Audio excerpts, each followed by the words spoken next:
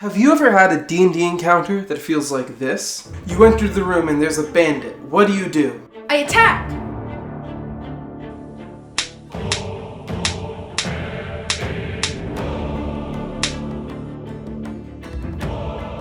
Boring, right? Just one sack of hit points going up against another sack of hit points until one rolls enough damage to defeat the other one. Does that fulfill your fantasy of being a great warrior, a powerful monster hunter, an uncontrollable wizard? Why even run different monsters when they're all going to play the same? In this video, we're going to talk about how to improve your combat, and by doing so, we're going to go over some common monsters and what exactly you can use them for to create encounters your party will not forget. In the days of tabletop and dry erase boards, battle maps are becoming standard at most RPG tables. Now, this isn't going to be a video about the pros and cons between battle maps and theater of the mind, but if we're going to be taking advantage of battle maps, we really should be using them to their full efficiency. A big problem that I see from games that use battle maps is that they start and end the same way for almost every encounter. The martial characters will move up to the bad guy, the ranged characters will stay back to attack, and no one will get opportunity attacked, so they'll just stand still and take hits until the party eventually wins. It doesn't matter if the party are fighting in a tundra, a forest, or a city, or a dungeon, they'll make the exact same moves in the first couple of turns and then not move for the rest of the game. Now, I don't think this is the player's fault or the DM's fault. I think this is kind of just a problem with D&D where it's made for both theater in the mind and battle maps, so movement can't matter too much or else it would be effectively impossible to play in theater of the mind, which leads to a lot of encounters done on battle maps felt kind of like there's no point to it being a battle map. So how do we make the battle maps matter? Well, first we have to start by preventing the players from using their classic moves. In a city location, for example, you can use the building's walls, small furniture, as ways to block off the party from simply just moving forward towards the enemy. You can do the same, having them stuck behind a wall, which blocks them from moving backwards. By having unique obstacles, the party are going to have to look at the situation differently and come up with new battle positions that fit for this current situation. As well, we need to stop that chess formation that I see a lot in combat.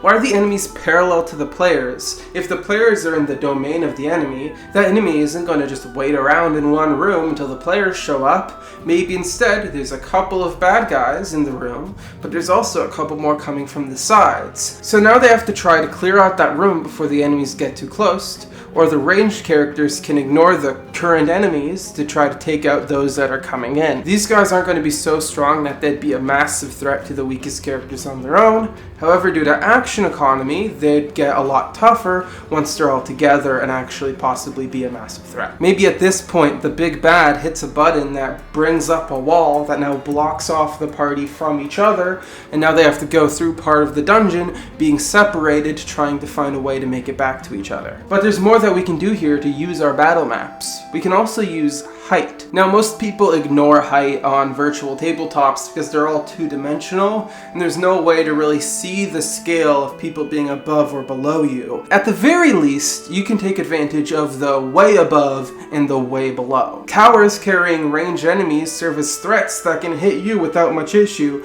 but you're gonna have a bit of issue hitting them. Now you have to choose between trying to climb up or trying to tear down. Deep pits in the ground separate different groups from each other, but also allow them to still hit each other with ranged attacks. It also serves as a creative way to instant kill enemies by pushing them down into the pit, like Baldur's Gate 3. I want to move battle maps aside now because we can still make battles interesting while using theater of the mind. What I really want to focus on is how monsters fight. We all know that a mimic is going to fight different than a goblin, but is a goblin going to fight differently than a kobold? Sure, they're both small, weak, humanoid creatures, but if you aren't going to make them feel different, why not just make them gnomes, or dwarves, or small gray humanoid blobs that attack the party? Let's start by looking at their stat blocks to see what about them makes them interesting and unique for combat. If we just look at their actions, we see that they're basically identical.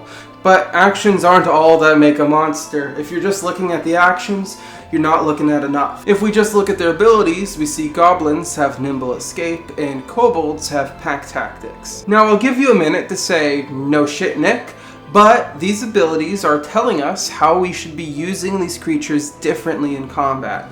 It's not enough to just know how to use a stat block, you have to know how to use it correctly. Goblins shouldn't be an all-at-once fight to the death. With their bonus to stealth, goblins should attack in groups, strike quickly and take what they can, and then retreat before they're wiped out. If the attackers try to follow, then they're met with the strength of the entire goblin camp. If they don't follow, well, then the goblins get away with some decent spoils. Kobold attacks should be swarm attacks, which is shown by their lower challenge rating. Kobolds would attack either at night or hide in dungeons and then swarm the players. And I really mean swarm. While goblins might want to attack from many sides to prevent any one goblin being attacked by multiple adventurers, kobolds want to attack all in one large group to make sure that their pack tactics are activated. If the one goes down next to them, they still have someone right next to them as well. This is also leading into something else I want to talk about, which is creature intelligence. Not just are goblins smart enough to come up with battle tactics, but how much do they want to live? What are they fighting for, and at what point would they be willing to retreat and give up? Something like an animated broom isn't going to beg for its life. A gelatinous cube doesn't want to kill or become rich or anything. It is simply relying on its sole instincts to hunt for food and to eat. If you want monsters without a strategy or purpose, use the monsters that make sense for. But if you're going to use creatures with intelligence, they should feel like thinking creatures with wants, needs, and a will to live. I want to go back to those goblins for a second. Why do they want gold?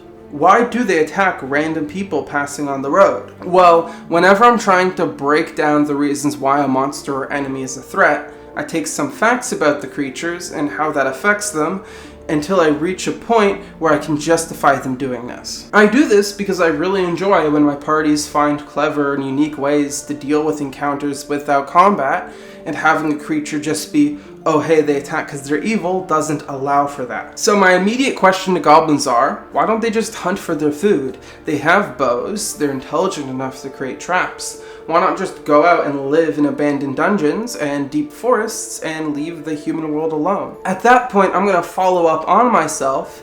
Who's to say they don't also hunt animals? They are smart enough to tame wolves, so they should be smart enough to lure deer or even a fox into a trap. That means we can write off goblins attacking travelers as a food source. So it's not something that they need to do, but maybe it's something they want to do. In the description for goblins, we have this little paragraph that I want to focus on for the goblins of my setting. Motivated by greed and malice, goblins can't help but celebrate the few times they have the upper hand.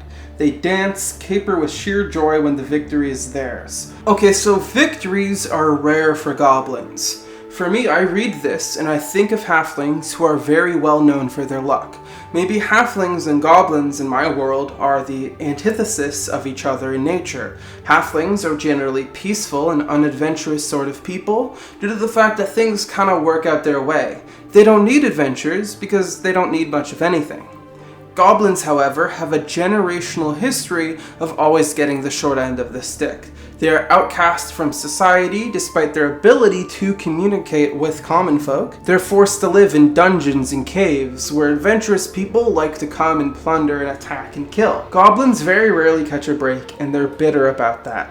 They'll attack anyone and anything because no one out there has any sympathy for them. No one's ever offered a goblin help when they needed it. Now, when my party go to face goblins in the future, if they're clever and resourceful, they might be able to convince the goblins that they're also against the society that they hate, or that they can help them win a larger victory. It's not going to be easy, but I know what the goblins want, and by knowing what I want, I know how violence can be avoided. You can do this with any creature, especially one smart enough to understand languages.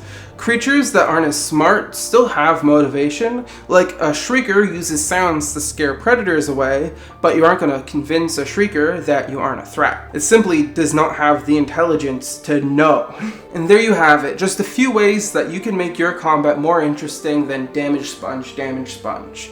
If you have some ideas of your own that you'd like to share in the comments, that'd be greatly appreciated. I do read every comment, And if you like this video and you want to see more like it, remember to click that subscribe button to stay updated on all my future releases. Thank you for watching, and this is the end of the video.